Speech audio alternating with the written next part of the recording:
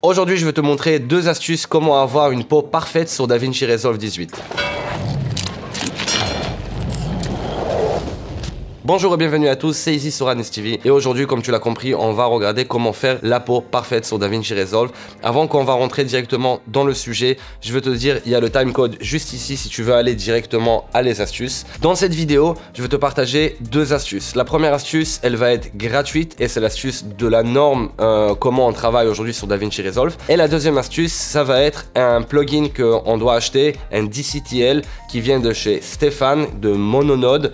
Que franchement, il fait des plugins qui sont vraiment très bien pour DaVinci Resolve, surtout dans l'étalonnage. C'est un color scientifique. Si c'est pas le cas, que toi ça t'intéresse pas d'acheter un plugin, tu pourras regarder juste le premier astuce et le deuxième astuce, encore une fois, ça va être un plugin payant que moi je le conseille énormément si tu veux prendre un peu plus loin le côté d'étalonnage pour tes vidéos. Déjà, c'est quoi la peau parfaite sur DaVinci Resolve en règle générale? Notre peau, elle doit s'asseoir dans un endroit qui simule un peu la réalité. Donc si on a une peau verte ou rouge ou violet ou des choses pareilles, c'est pas quelque chose que va marcher, à part si c'est vraiment fait exprès. On a aujourd'hui deux références dans tout ce qui est la pub télé, les pubs Coca-Cola, etc. Et on a tout ce qui est dans les films. Et même dans les films, on a des fois des variations un peu de couleur de peau. Donc ça peut être un peu plus froid, un peu plus chaud. Quelque part, ça doit correspondre un peu à l'environnement que tu veux matcher. La peau, elle n'est pas obligée d'être tout le temps parfaite. Vous avez une petite manœuvre avec un choix créatif que vous voulez donner. Pour répondre à la question, est-ce qu'on a quelque chose qui est une peau parfaite?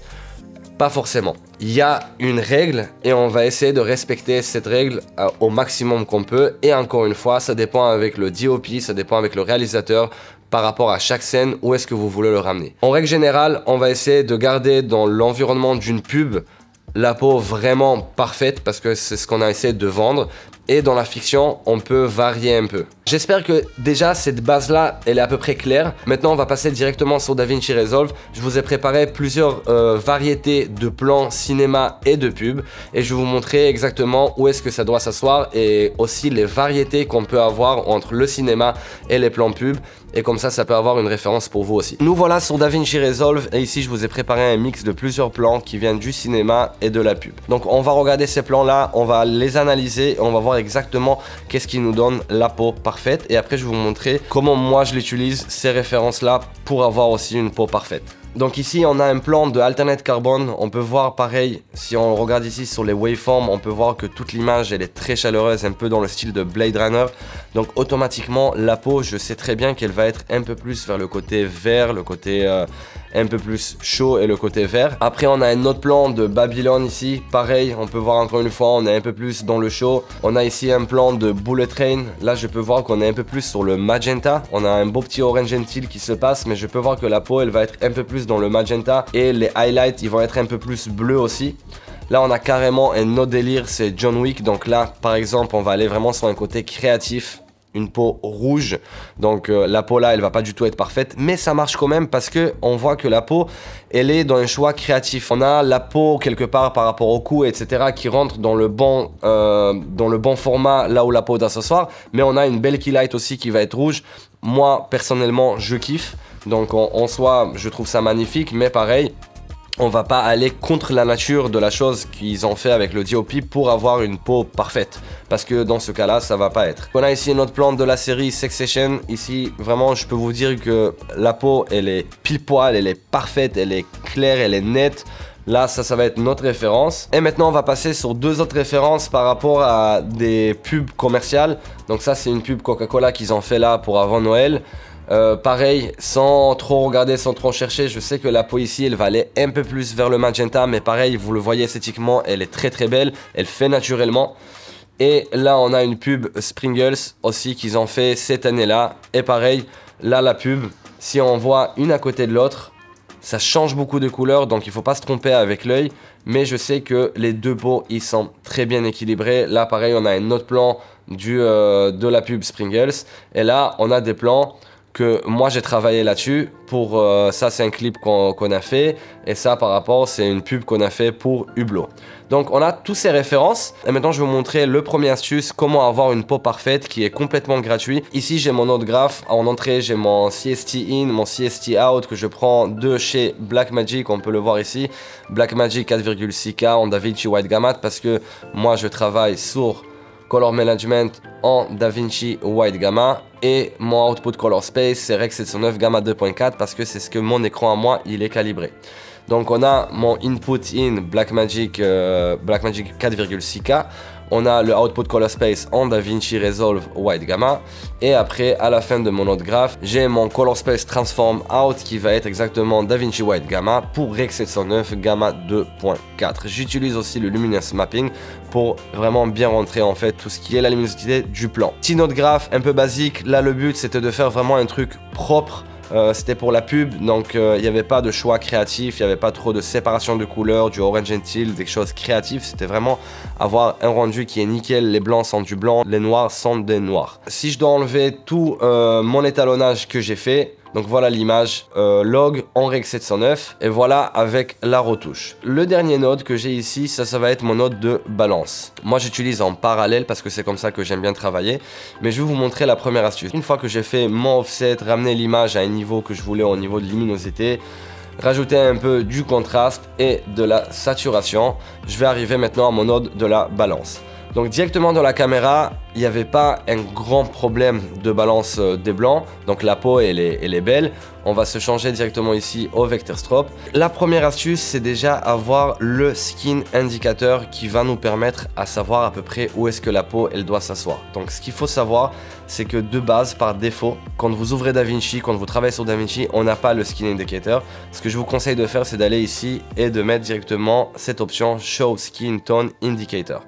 Et ça va nous cocher cette case pour nous donner en fait la ligne d'où est-ce que la peau elle doit être installée. Ça, c'est une bonne base de référence. Comme je vous l'ai dit tout à l'heure, on va prévoir des autres références également. On n'est pas obligé d'être installé là-bas. Vous avez aussi votre choix créatif. Mais si vous arrivez à la mettre, la peau, directement sur cette ligne-là, vous aurez une peau qui va être toujours bien alignée et esthétiquement à l'œil, elle va être juste parfaite. Donc, comment on fait pour l'aligner? Une fois qu'on a mis le skin line, on va maintenant aller chercher comment isoler parce que des fois, vous n'aurez pas des plans pareils, qu'il y a tout qui est blanc autour de vous.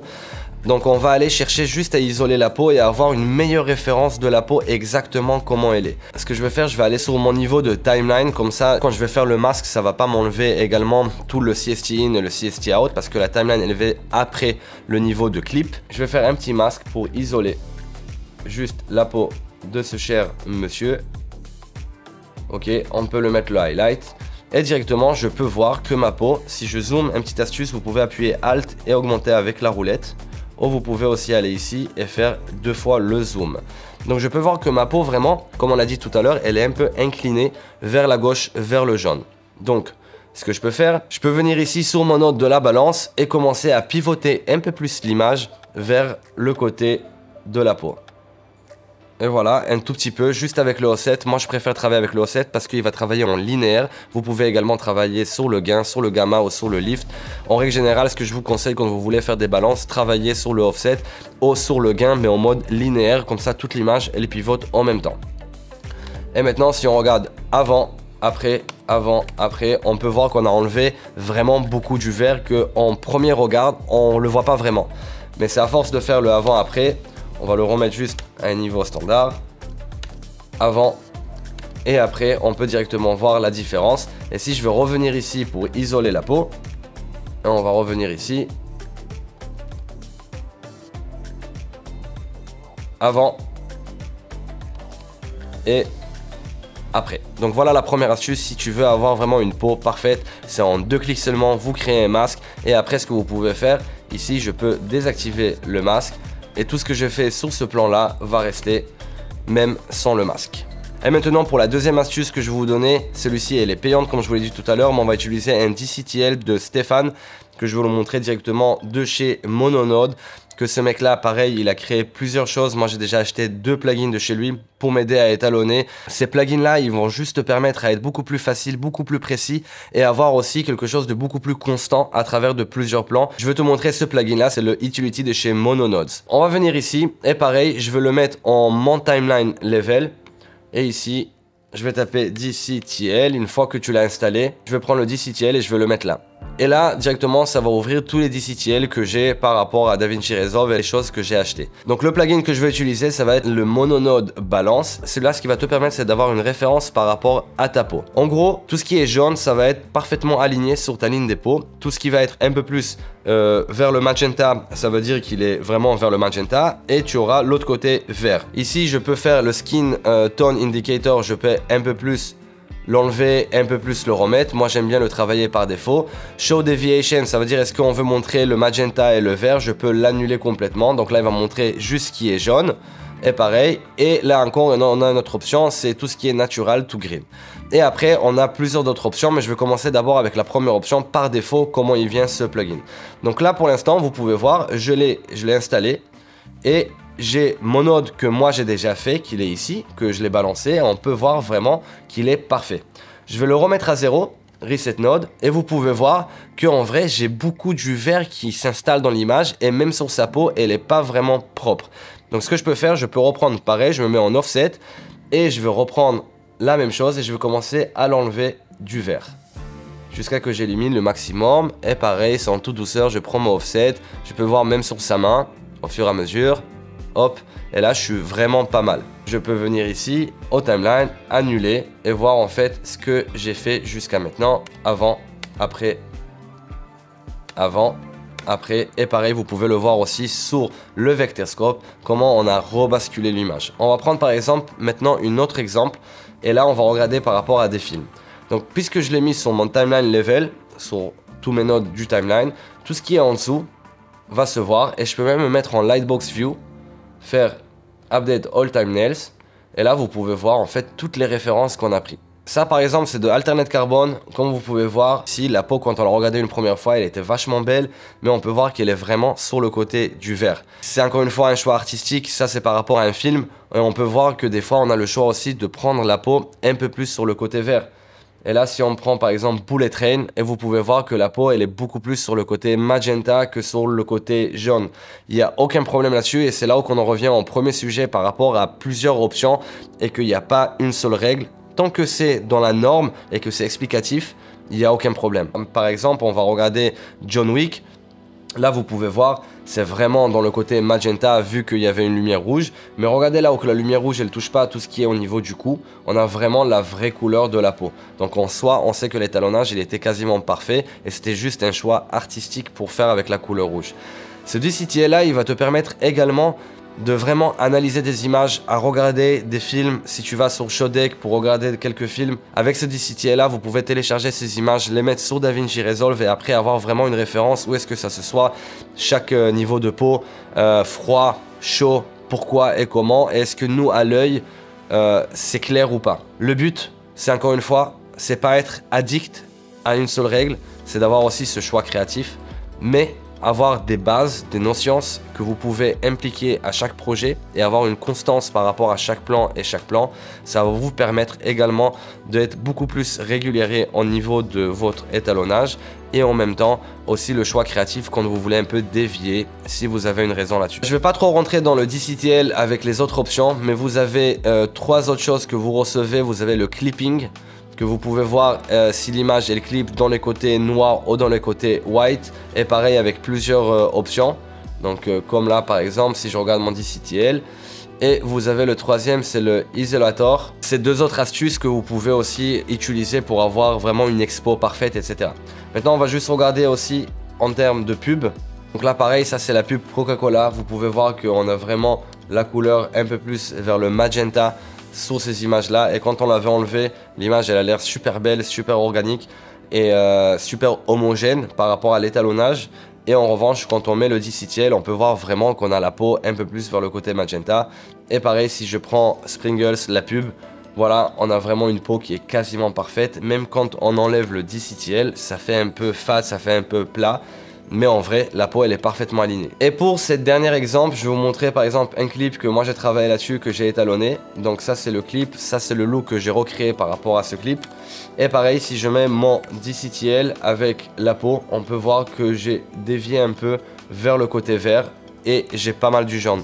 Donc en soi, je sais que ma peau, elle est bien alignée. Il y a aussi quelque chose par rapport à les ombres. Mais en soi, je suis dans un bon endroit. Si j'essaie de la ramener vraiment dans le jaune, donc on peut faire l'expérience.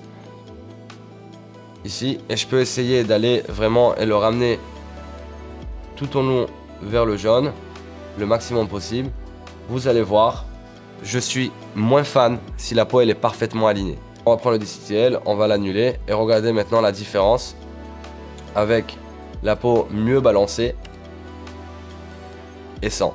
Et moi personnellement, pour ce clip là par exemple, je préfère où j'étais avant, je le sens plus l'image pareil.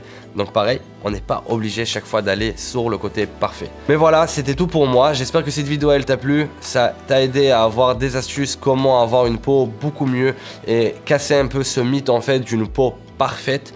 C'est différent si vous le faites pour une fiction, si vous le faites pour tout ce qui est éditorial, tout ce qui est une campagne pour une pub, etc. Que ça doit être vraiment parfait, ou si vous avez vraiment un film, ou si vous avez juste une idée créative. Encore une fois, il ne faut pas aller dans les extrêmes, mais tant qu'on reste dans le royaume à peu près logique de l'image et que les lumières qu'il y a autour de nous correspondent à notre image, il n'y a pas quelque chose qui est faux ou vrai. On se dit à très vite sur Hannes TV, à une prochaine vidéo. Ciao à tous.